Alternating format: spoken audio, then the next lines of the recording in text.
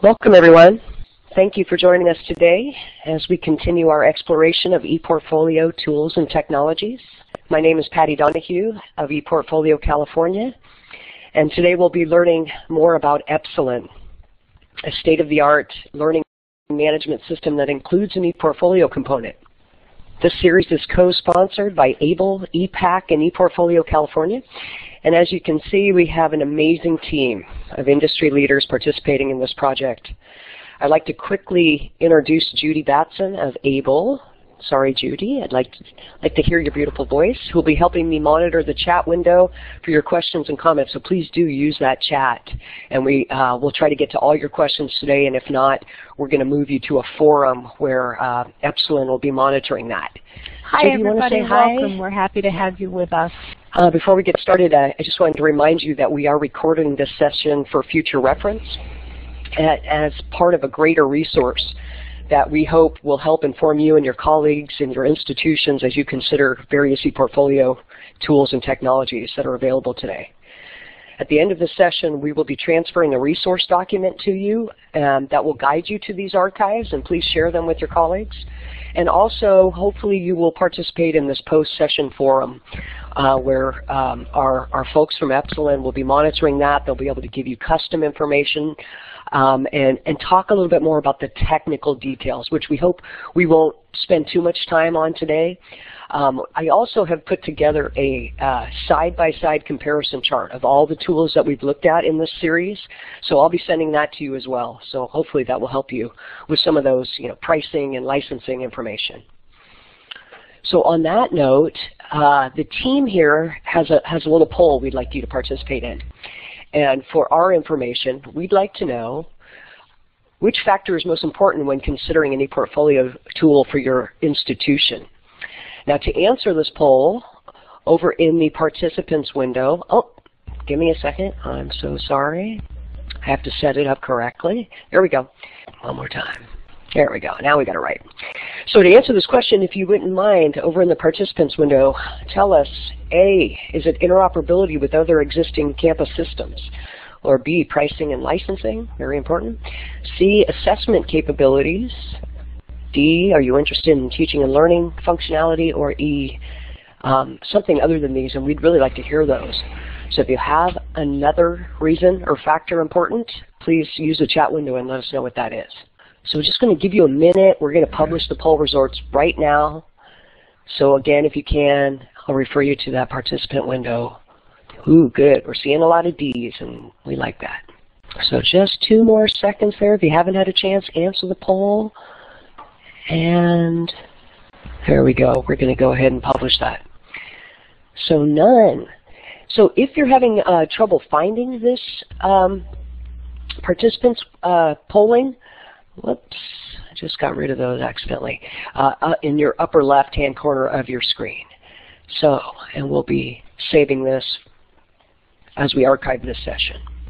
Okay, thank you. So, without further ado, I want to introduce our host for this session. Trent Batson is here with us today, and he is the Executive Director of AAEEBL. Trent has been in the educational technology field for 25 years, and the last 10 of those years he has spent focusing on electronic portfolios. He was also a former English professor, so he's a real smart, bright guy, and we're really lucky to have him here. So I'm going to turn it over to Trent now, who will introduce our vendor, Scott. Trent? Hold on a sec, Trent. We'll get you there. Okay. Oh, now I can talk, I think, Patty. Thanks. Thank you. All right, well, this is great. Speaking on behalf of AAEEBL, we really appreciate the work that Patty has done to set up these webinars. Epsilen is another one of AAEEBL's corporate affiliates, and many of the ePortfolio companies that have presented at this webinar series have been AAEEBL corporate affiliates. So we appreciate this bringing together the community and sharing a lot of important information. Scott is with us. Scott Erb is with us from Epsilen. And what he says about himself, as you can read on the screen there, that he's been involved in software and technology industry for over 15 years, with roles ranging from client support services, account management, sales, and IT. And then he's just been with Epsilen for about a year and a half.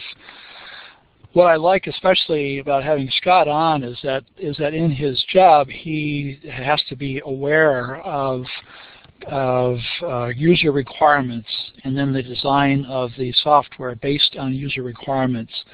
I think a lot of us often think that developers are off there in the corner somewhere just developing things as they wish without much communication with users. But in the case of Epsilen, they have someone like Scott who's paying attention, and so we're very happy to have Scott with us today to share some ideas and some examples from Epsilen, show some screens, and help us understand better about what Epsilen offers. Scott, are you ready to go? I am here. Hopefully everyone can hear me okay. I can hear you fine. Great, great. Thank you. And thank you very much for giving me this opportunity to speak with everyone. I'm really looking forward to it. Kind of wanted to do something maybe a little bit differently than what some of the previous webinars have done. And instead of pulling up a PowerPoint slide deck, I really just wanted to kind of get into the environment, let you see it, give you a kind of a high-level overview of that. And hopefully that will spurn some questions, comments, because I really want to make this as interactive as we possibly can. Should I go ahead and share my application? Oh, let's do the poll questions. Yes, please. Okay. Did you want to go ahead and announce those, Scott, or do you want some help with that? I will set it up, and you go ahead and announce it. How about that? Okay, that works for me. So as you can see here, our first one is very simple, whether or not you're currently using an ePortfolio solution already or not. Okay, we didn't get very many responses for that. So how about one more second? If you are using an ePortfolio solution, hit yes. Excuse me, A in the participants box, yes. And if not, no. And let's go ahead and hit those polls. Okay, so we got some users. So I think someone asked in chat whether this was referring to a department, an individual, or a campus. It can really be any of the above. If you know your entire campus is using one, if your department is using one, that really probably be more what we're focused on here. All right. Okay, so are we going to be seeing the results of this study? Or there we go. Okay. All right, how about the next one? Great. So for those of you that answered yes on that, we were curious to know whether the solution allows students to retain their ePortfolio after graduation. Looks like we got a lot of A's on that one, Scott. Good, good. And I see from the chat there might be some differences in that. Some are static once they graduate. Some are cost to the student, it looks like, possibly. I think when they say static, I think they mean it's a CD that is downloaded from the portfolio system. Okay, so they maintain access but not the ability to update. Okay, great. That's helpful to know. You can just cue me when you're ready to go to the next one, Scott. Sure, let's go ahead and jump to that. Sorry about that. No problem. So do you think usage of ePortfolios provide evidence of deep learning? So one of the focuses we'll try to touch on today, hopefully, and and we'll certainly discuss each of these kind of more in depth. So it's very helpful to know where everyone is in their importance to those types of topics. Well, one of our leading researchers in the field says he's not sure if it provides evidence of deep learning. But that's typical of Gary. Okay. All right. I believe that was our last poll question, correct?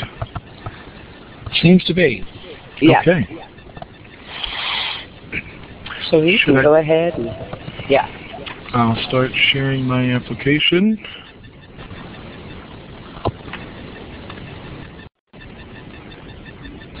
And hopefully you all can see that now. Yes, we can. Okay, great. So what you're seeing here is what a user in our environment sees when they log into the system. And kind of going back to the poll questions to touch on those, a user in our system has lifelong access to their ePortfolio, and not just access, but the ability to manage and maintain that for life. And there's never a cost to the user for that.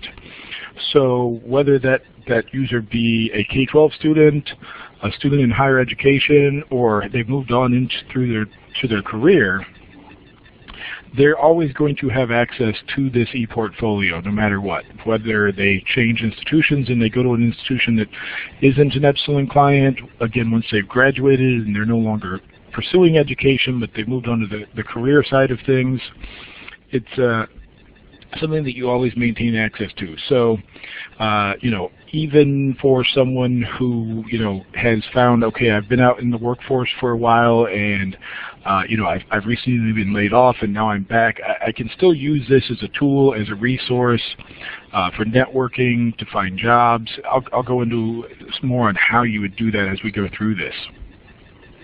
But again, getting to what we're looking at here, this is what we call our My Portal screen. So again, this would be kind of your home page when you come into the system. What you would see here then is along the left side of the screen we have our menu items, and then here in the middle of the screen we have our gadgets. I'll just kind of go over what some of these are and how it works. And then also I want to point out this link right here. Every single ePortfolio, in other words, every user in our system, gets a publicly shareable version of their portfolio, and they control that content as to what's shown out there. And I'll show you mine here in a few minutes, and we can discuss that further as well. But starting out with our gadgets here in the center, this first one here you see is our postings gadget. We found that students in today's environment really embrace social media technologies, and it's a great way to be able to reach out to them, to interact with them, as well as also just for networking purposes, teachers, faculty. So what this does is it's very similar to a Facebook status or a Twitter update. The key differentiator here, though, is when you make a posting in our environment, the ability to control your audience. Where in Facebook, if I post a status update, it goes to all of my friends regardless. In Twitter, when I post a tweet, it goes to all of my followers regardless. With postings, I can say, okay, I only want this post to go to members of a certain group. I only want this post to go to members of a certain course of mine, etc. Or I can send it to everyone in my environment, in my institution, or everyone in the entire Epsilen environment. So you can see here right below it is a listing of a few of the more recent ones that have been sent out to the general Epsilen environment. This has been really interesting to see how people have utilized this. You can see here someone's shared a blog posting that they've made. You'll see a lot of people will list conferences coming up, webinars coming up. But we also see other really exciting uses. For example, this past year in Egypt, with all the political unrest that was going on, our students at the American University of Cairo has said, during all of that unrest, the government shut down Facebook, they shut down Twitter, all the traditional social media sites, but because we're an educational community, those students still maintained access to our environment, and they were able to use postings to get out messages of what was going on at the time. And it really opened up a lot of really interesting dialogues about, the current events of the time. We see everything from that to teachers saying, hey, I just switched from teaching this subject to another subject, or this grade to another grade, and need help finding resources. Anything you can think of, you'll see there. But again, with the idea that it's an educational community, so it's a safe environment that people feel very comfortable sharing in, and it's very professional as well. And then over here, our next gadget is things I need to know. That's your dashboard. I think someone may have mentioned in chat that Facebook now has the option not to send to everyone. There is something, it's kind of, you have to set it up ahead of time. You have to create specific groups and put people in those groups. With our system, it's a very intuitive process of just clicking a checkbox for the group that you want it to go to. Similar with Google Circles, again, or Google Plus, you have to create circles of people. You have to set all that up ahead of time. When you're dealing with very large groups of people, say the entire faculty at your institution, that can be rather cumbersome. Our system, again, makes that very intuitive. So getting back to the things I need to know gadget, this is a great place. It's kind of just a snapshot of what I have on my calendar, what emails I have coming up. I can link out to Merlot objects. So we have that interface with Merlot. Inside your ePortfolio, you set up interest, and you have different interest categories, research being one for faculty. And so you can tie those research interests back to the Merlot objects very quickly and easily. And then speaking of those interests for students, one of the interest categories is internships. So we have a partnership with a company called InternU, who has relationships with several hundred companies where they place interns. And so what we've set up is a gadget where, based on the keywords that students put in their intern interest section, we're able to match them to internships offered through InternU. So that way the students don't even have to go out and try to find the internships. They basically are found for them and presented right here, and you can simply link out to it. I believe someone asked in chat as far as how the groups are set up in Epsilen. So with the postings, those are set up by every course is an option, every group you're a member of is an option, your institution, and all of Epsilen. The groups themselves, and we'll get into this here in a little bit, but depending on institutional settings, either any user can create a group or the institution can decide who has privileges, but typically any user can create a group. And when you create a group, you have the ability to just control whether or not you want that group to be open to anyone in Epsilen, open to anyone in your institution, open by invitation only, or invitation and request. So you see a lot of student groups, you see a lot of groups for faculty, but you also see a lot of really interesting uses of groups. One example we have is at Queensborough Community College. What they've done is they've taken students in different programs. And so, for example, they've taken English majors and theater majors, and they've put them in a group together, and they've tasked the English majors with putting a file in the group Dropbox that is kind of a tell us about yourself type thing, and the English students will write this, and then the acting students will pick one of those, and they will film themselves or videotape themselves acting that out, their interpretation of what the other student wrote, and they'll then post that video back into the group. And it creates a lot of really interesting dialogues between these groups of students that normally wouldn't even interact on a regular basis.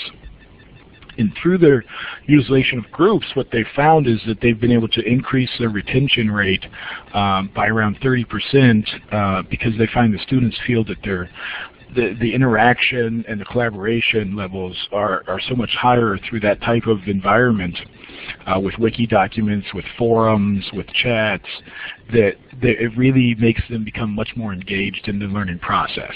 And in addition to InternU, we've got a partnership with Monster.com, so we'll be adding that as well. So again, going back to those people where even once you're out into the career part of the process, if you find yourself laid off, out of work, whatever, because you have that lifelong access, you can always come back in. So it's not just something that graduating students would utilize.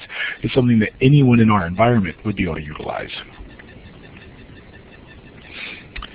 The information alerts gadget is also a really beneficial one because it'll tell you, if you happen to be teaching a course in our environment through our LMS, whether students have uploaded files or if you're a member of a group, if someone has uploaded a file to a specific Dropbox, a lot of really helpful information shows up there.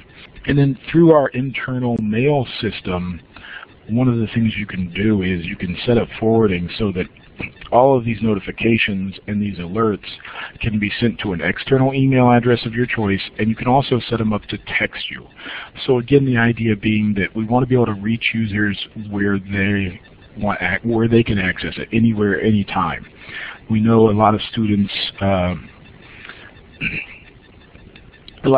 really, don't check their email on a regular basis.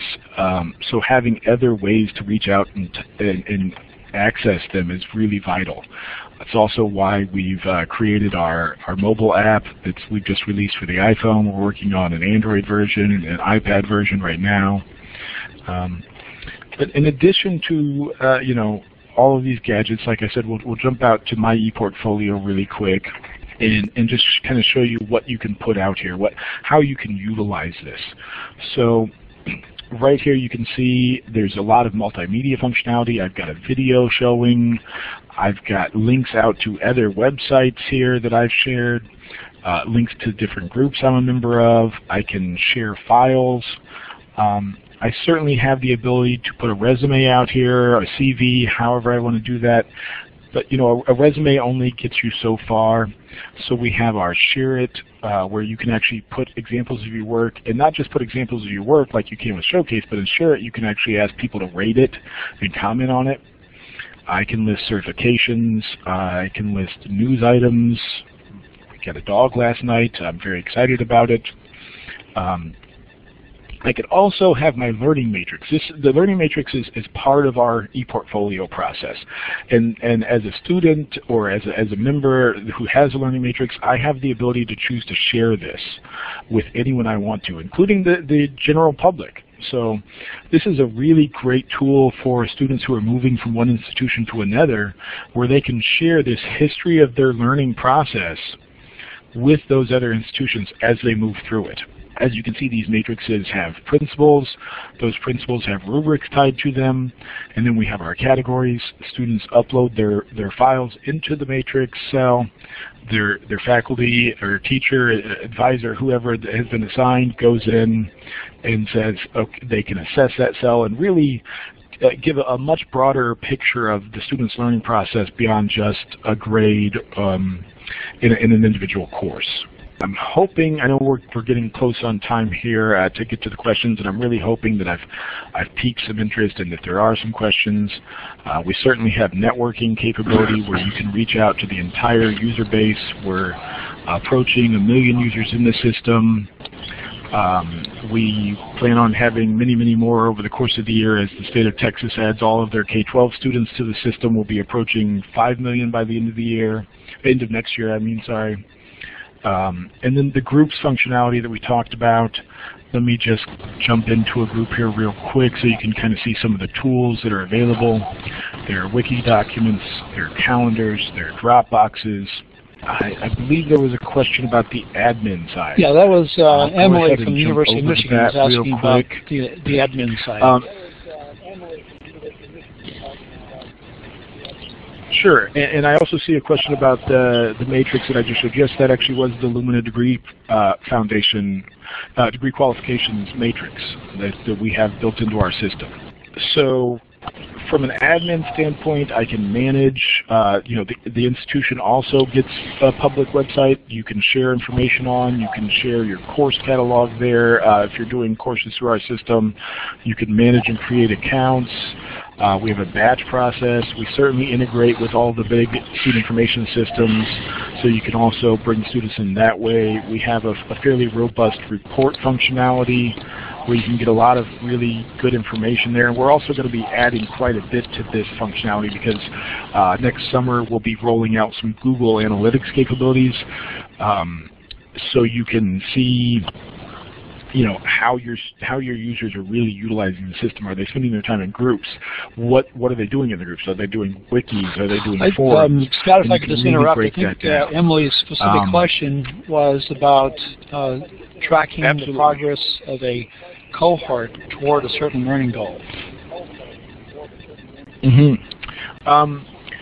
So we have a few spots through our system where you can tie things to a standard, and we can set up different standards, whether it be a state standard, national standard, whatever that be, and then you can track whether someone is meeting that standard or not.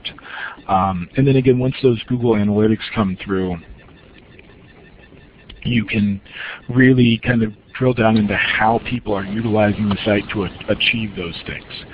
Right. So then for reaccreditation for an institution, they could use Epsilen and it would be able to generate all the reports that they need to have. Absolutely, and we also have other tools to go along with that as well, like our assessment portal, which is more of a tool designed specifically around institutional assessment that has some more specific tools around that, and we'd be happy to discuss that tool in further detail with someone at another time if they're interested in that as well. Yeah, so the Epsilen system seems to be very much moving toward a Web 2.0 kind of application with linking with all these different resources and focusing on the social networking and so forth.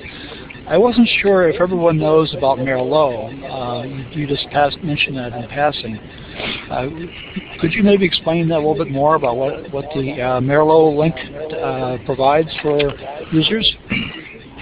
Sure. So with the Merlot objects, you have the ability to, again, based on the keywords that you enter inside your ePortfolio, you've got your interest here. So whatever keywords I put here under my research, I can then link those out to Merlot objects, which are research items that are already out there that people have shared, and I can tie those off to those documents so that if I'm working on a research project, I can take advantage of work that other people have already done. Right. Did so I Merlot answer that well enough? Yeah, those are open educational resources, right, at Merlot? Vast collection Absolutely. Of faculty and other researchers who have placed resources at Merlot, and they're freely usable. There's no charge for using Merlot. So that's a nice addition to have, I think. In addition to the Merlot, as a licensed institution, you also get access to the content repository. And what this is a federated search tool that has access to several different search engines, such as the New York Times content that's been digitized all the way back to 1851, as well as other things like Flat World, Center for Strategic and International Studies, etc. So you also have all of that available to you for research as well.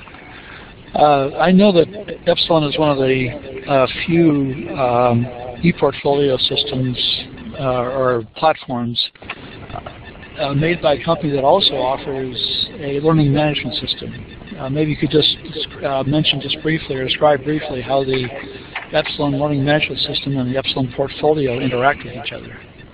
Absolutely, and we also do integrate with other LMSs as well. So if you're at a school that's using one of the other LMSs, then you can wrap our ePortfolio around that. We offer single sign-ons with other systems as well.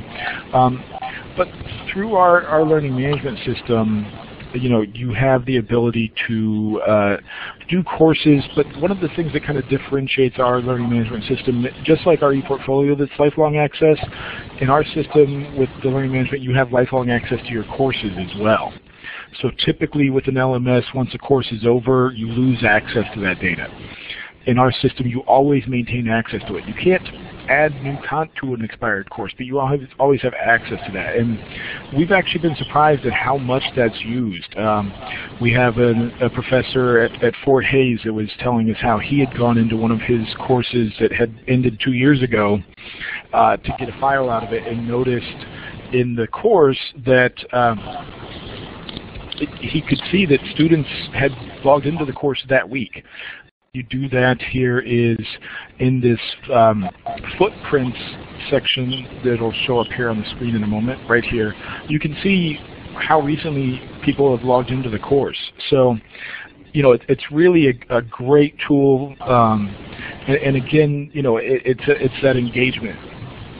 The thing that differentiates our system around, I think, pretty much anyone else, I probably should have started with a little history of Epsilen. We were founded by a gentleman named Ali Jafari, who some of you may know.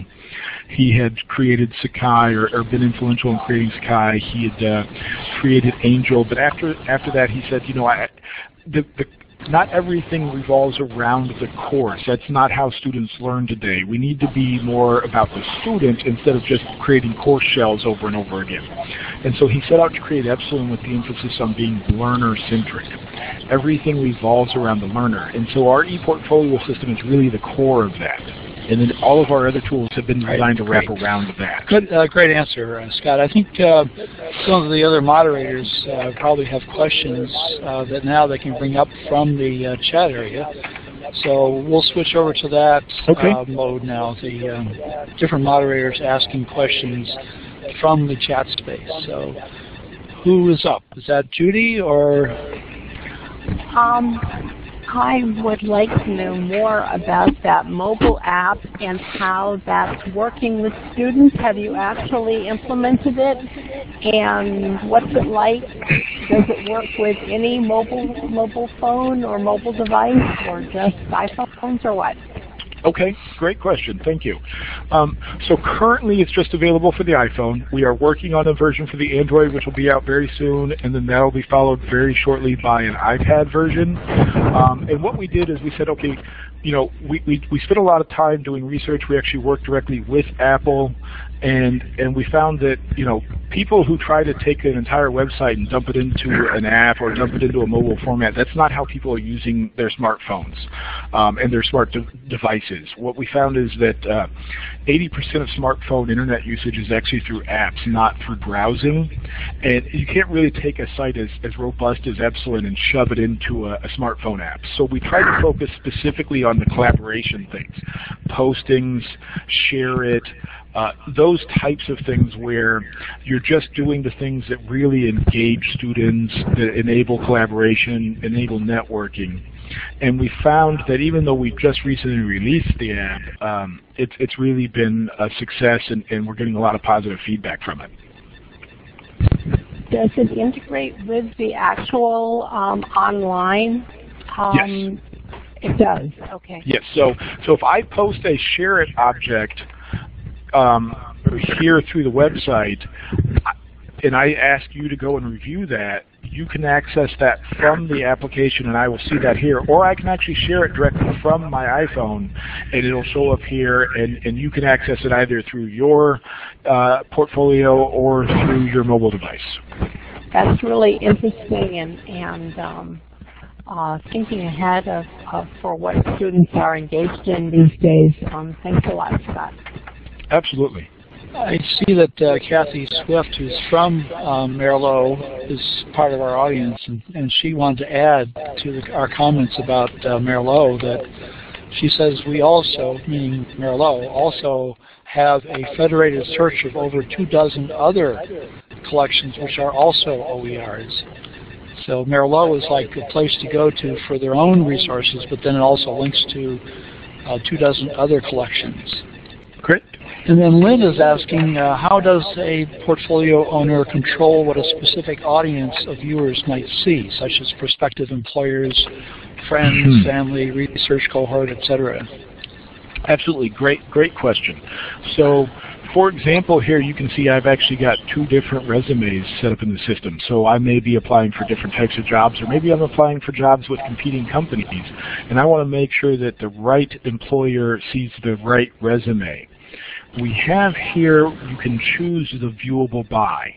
And there are certain default ones, which would be Epsilen, institution, and public. But using these access keys here, I can create a custom access key that I create a code for. So when I provide that code to a prospective employer and they come out to my ePortfolio, there's an area right here where they put that access key in.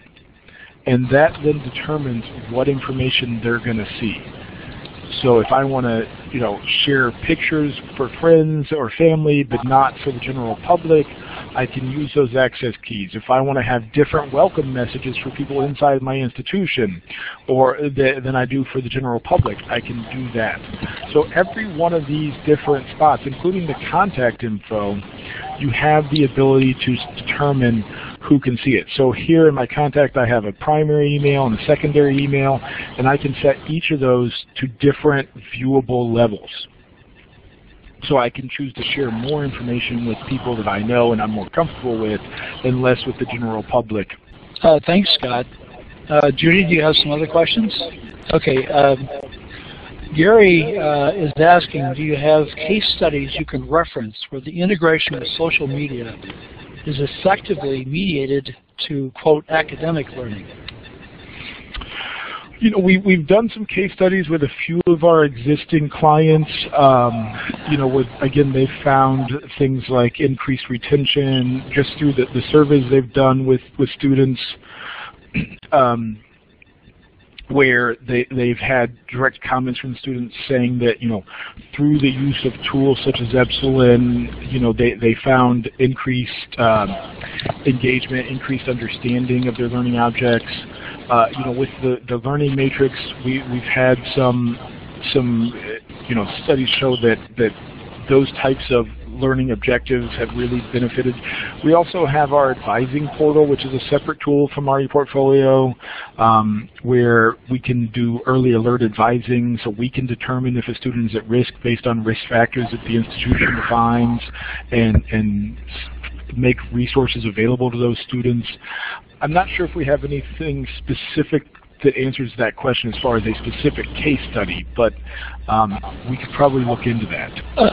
Scott, one of the things that we're trying to ask all of the vendors, the various people presenting during this webinar series, is how you think Epsilen is designed, or what is it about Epsilen that's designed to improve learning the best, and what stands out in your mind as the most pedagogically enlightened aspect of Epsilen for learning? Well, you know, as I mentioned earlier, I think our entire focus, our entire approach has been the fact that we want the learner to be the center of everything.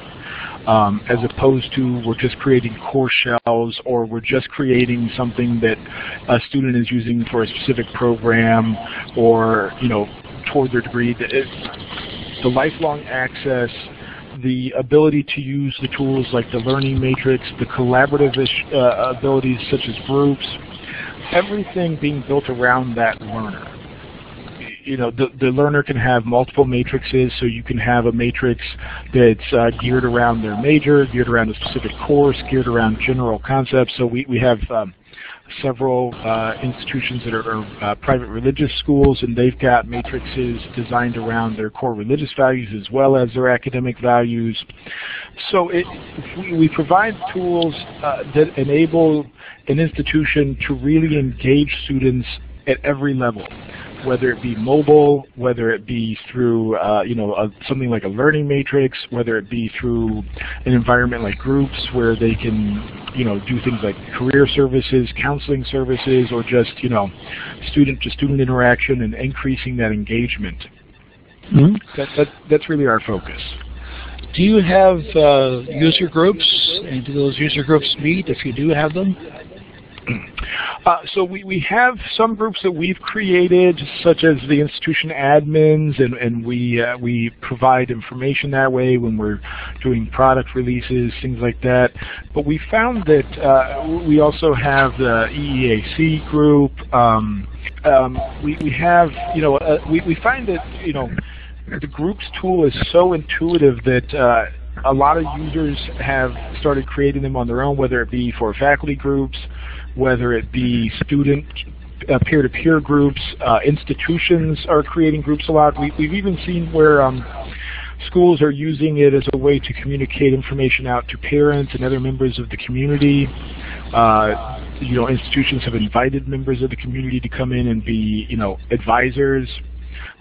So we have our Epsilen Executive Advisory Group as well, which is a group of people from not only the education industry, but technology industries and other areas that we've brought in as kind of subject matter experts in their areas, and said, you know, we want them to give us advice on the directions we're going.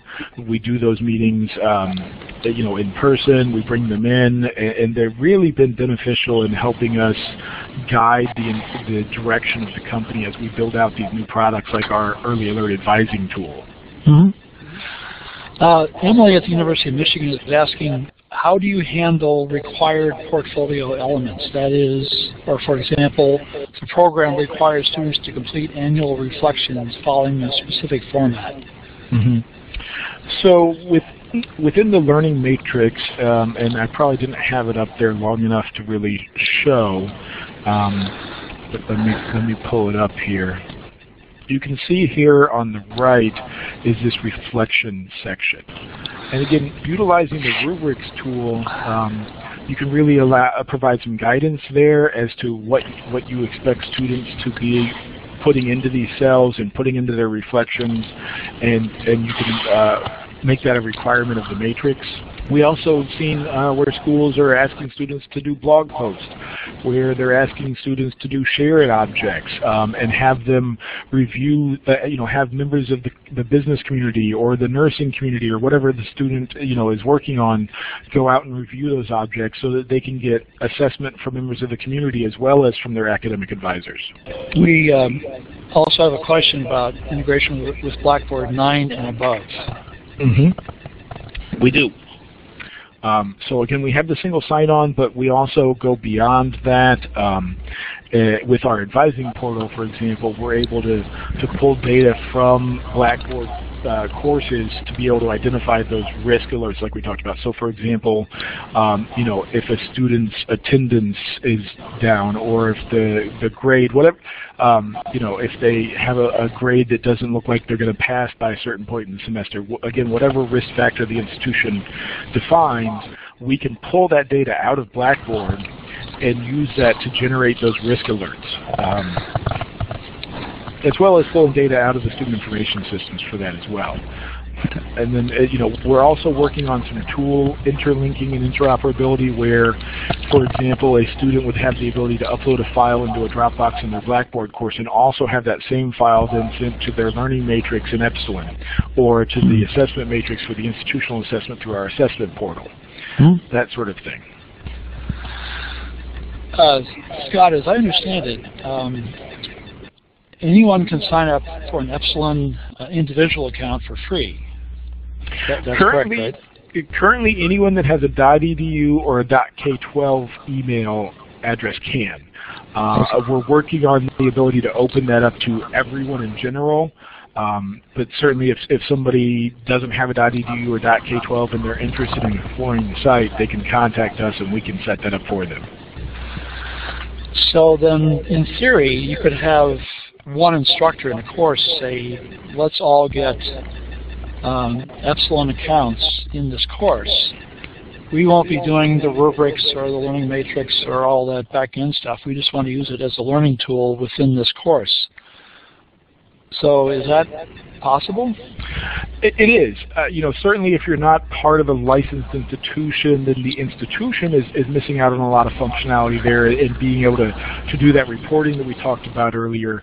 But you absolutely can do that. You can network with anyone throughout the system. You could, so that course could create a group in Epsilen and use those group tools like the wikis and the forums, the collaborative efforts around that. Absolutely. Yeah, well, that's a pretty neat idea. I'm not trying to encourage people to take advantage of your generosity, but it seems like it's a nice aspect of it. And so then there is this real push to maintain this Epsilen community for life, right? Absolutely. I mean, that's, again, that's one of the things we feel differentiates us because there's no cost to the individual user, where, okay, I've graduated, but I still want to be a part of my school's community. I have a way to do that. Or I'm considering a school and I want to be able to, talk to some people that go there now and find out, what they like about the school, or, look for faculty there and reach out to them. I can do that through this environment. That is really good. Someone, Bo, from the Cal Poly Pomona, asked, what is the quota per account? Quota as far as storage space? Assume that's what he means. Okay. Sure. So we do certainly have a file and folder section, and you can upload files and resumes, etc. For a non-licensed institution user, somebody that just signs up for a free account, it's currently set to 75 megabytes of storage. For a user of a licensed institution, that's 5 gigabytes of storage. Now with groups, and then in our LMS tool with courses, the groups and the courses themselves don't have a total file storage limit. There is, however, always, currently at least, a 50 meg file, individual file size upload limit. We may be able to expand that in the future with a new hosting solution we're looking at, but currently it's set to the 50 meg per file limit. Okay, that answers that. Are there other moderators here who have questions to bring forward to Scott? I have a question. It's Judy. Emily at the University of Michigan wanted to know about the matrix and if it's user modifiable, and I wondered if Scott would like to say more about the adoption of that learning matrix and how Epsilen came upon it and decided to use that particular one. Mm-hmm. So the institution has the ability to create matrices, and the institution would define who has that right to do so.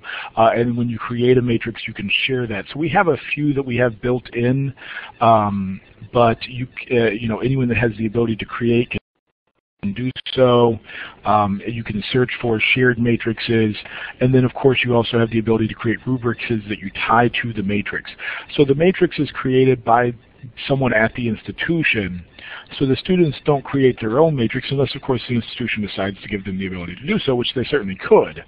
But then what they do is they say, okay, and as you can see, I've got a couple other ones here as well, so I can come in and I can edit it as far as putting my files in here, putting my reflections in here, selecting assessors. So again, you can invite people in from the community and make them assessors as well, or give them assessor rights, and then students can choose them to be assessors as well. And then I, as the student, have the ability to decide who can see this matrix. Thank you, That's Scott. Great. Did I answer the question? That's great, Scott. Mm-hmm. I was wondering also about you mentioned Texas, and that all Texas school districts are using Epsilen. That's huge. And yes, and I was wondering if that applied to both K-12 and higher education students, and how the transfer worked from K-12 to higher ed, if that was the case. Sure. So so first of all, it's all K-12, but we do have some higher ed clients in Texas as well. So we have a Texas Education Agency as a client, and they handle the 1,300 plus independent school districts in the state of Texas. And so the just under 400,000 teachers and just a little over 4 million students in the K-12 there are all part of the Epsilen environment as a part of what they call Project Share. And you can certainly look that up online and get more information about Project Share as well. It's a great thing. And so you'll see a lot of postings from people in Texas. You'll see a lot of postings, a lot of groups. But, you can see we also have some higher education institutions there. And so what happens is, they just started Project Share last year with the focus, the first year being on teacher professional development. They brought the teachers in first. They created several courses around teacher professional development. We have some wonderful tools in our learning management system that allow you to do self-paced courses through adaptive release technology, and so they utilize that. This year they're starting to put students in, but within the system it's very easy for someone to move from one institution to another. A user can actually make the request to transfer, or the institution can bring the student in. And again, because the ePortfolio belongs to the student and it's theirs for life, all of that information goes with them. All of their files, their learning matrix, all of that goes with them, and they take that to their new institution. And because they have that ability to share that learning matrix with whoever they want, as they get assigned a new advisor at their new institution, they can share their learning matrix with that person. So they don't have to start from scratch, and they can bring that learning history, that record of their learning history with them. Thanks, Scott. There's been a few questions here. I think people want to know more. I'm not sure people understand quite what you mean by the matrix. So if you could say a few more words about what that is, basically. Sure. So, again, with the matrix, you have the ability to create a template. You can make this template as vast and complex as you want it to be, or as simple as you want it to be. You tie the template to departments or schools if you want to, or institutions. When you've created your template, or while you're creating your template, you can also, again, assign rubrics to it.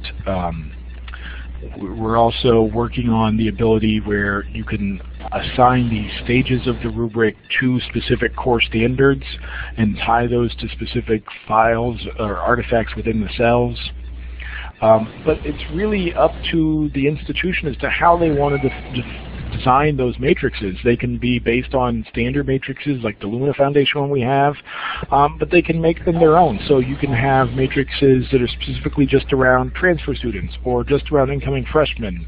You can have a matrix that goes all the way through their time at the institution. You can have a matrix that's specific to an individual course, an individual study program, or more broad, like the religious values. However you as an institution want to define that, for the ability for students to keep a track of that history. So again, those students in Texas that are coming through the K-12 environment there, they'll be able to take those learning matrices with them and look back on them and reflect on them as they move through their educational process at any point in time, because they always maintain access to that.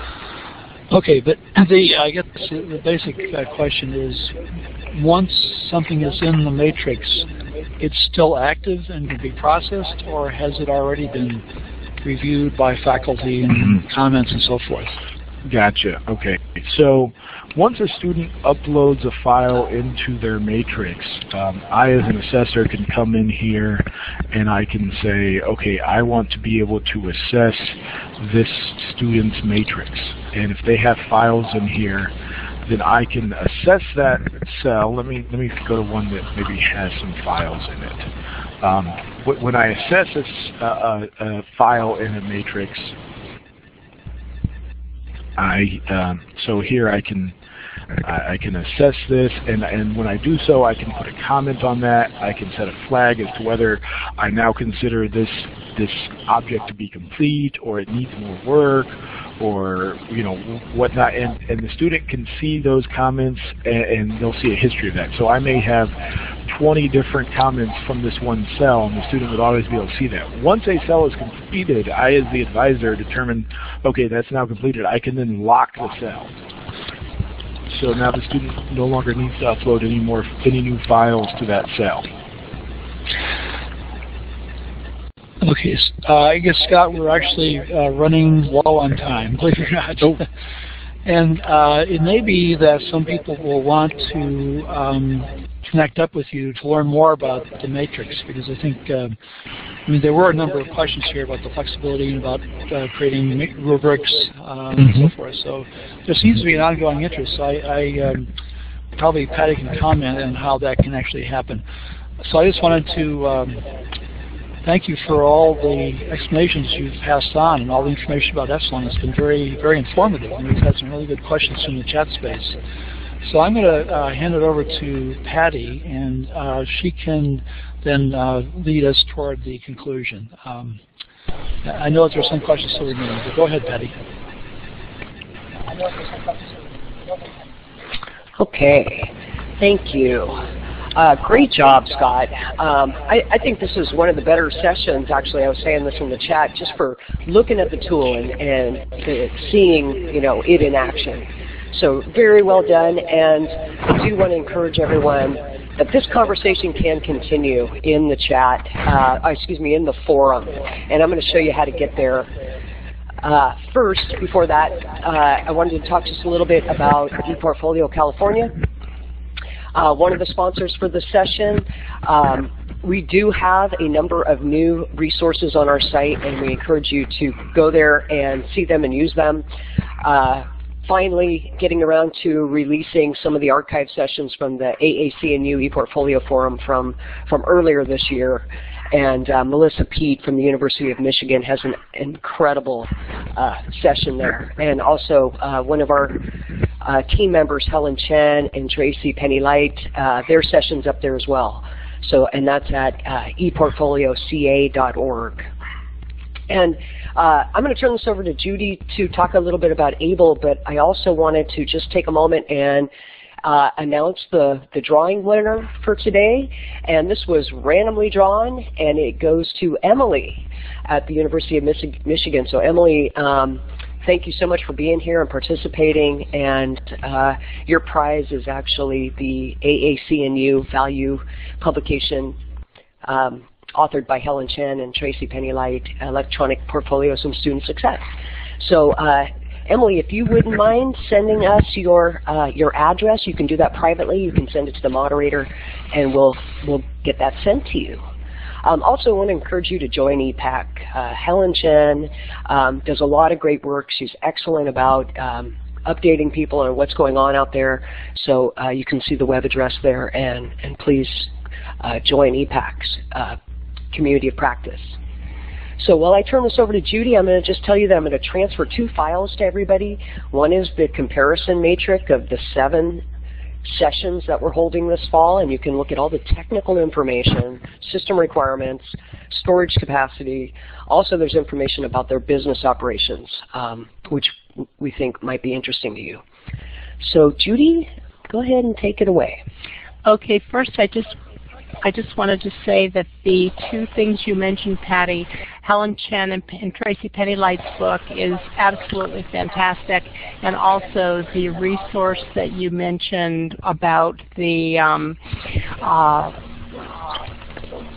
online sessions at ePortfolio California, especially the one with Melissa Pete, are also highly recommended. So I was glad to hear you talking about those. I am from AAEEBL, and I invite you to join and support the ePortfolio community through AAEEBL. AAEEBL's a nonprofit professional organization, and we are now receiving proposals for our ePortfolio annual conference in July. And to learn more about it, you can go to the site listed on the screen, and you can find out about membership, you can find out about the conference, you can also find out about submitting a proposal. So I invite you to do that. We'd like to thank you very much for joining us, and we'd like to thank Scott for presenting today from Epsilen. It was a very informative and helpful session, and I really enjoyed people's comments and the conversation in the chat window, so thank you all for participating. And you're getting a resource document, actually 2 documents transferred to you now. So say yes that you'd like to receive those. One of them is a valuable resource document compiled by Patty that is a comparison of all the vendors that we've had so far in our webinar series. This is something people have asked for, so it's something that we've developed. And thanks to Patty and ePortfolio California for that. The next session is with Mahara, and it is Wednesday, December 7th, so just a week from today, 10 o'clock Pacific time, 1 o'clock Eastern time, and different times in between those zones.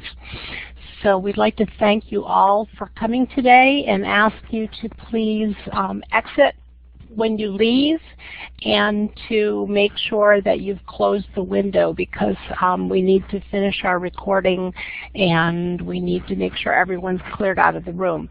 So thanks everybody, and we'll see you next time. Bye-bye.